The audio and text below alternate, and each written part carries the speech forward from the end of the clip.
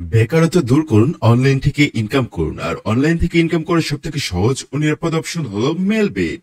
হ্যাঁ বন্ধুরা, আজকে আমরা কথা বলবো মেলবেট সম্পর্কে।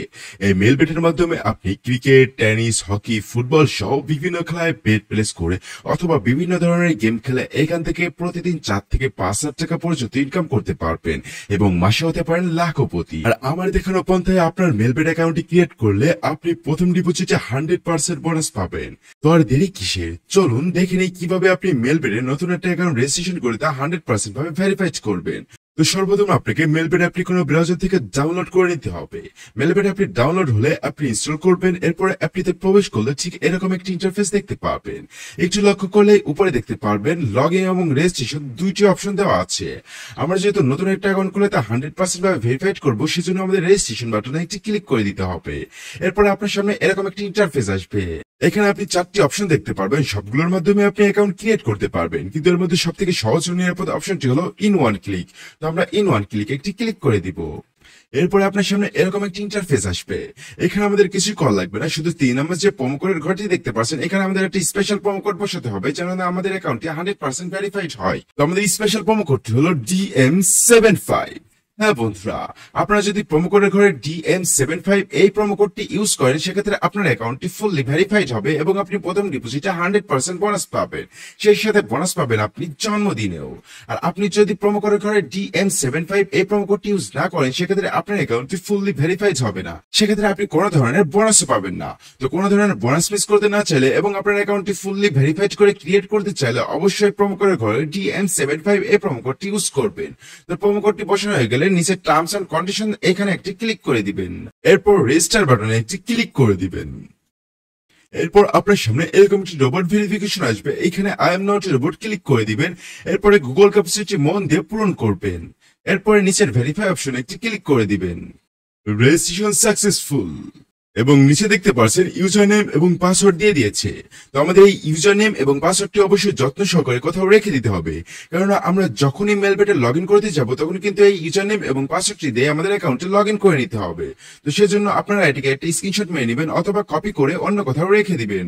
তো আমি এটা আপাতত কপি করে নিচ্ছি এবং নিচে নেক্সট বাটনে ক্লিক করে লগ ইন করে নিব।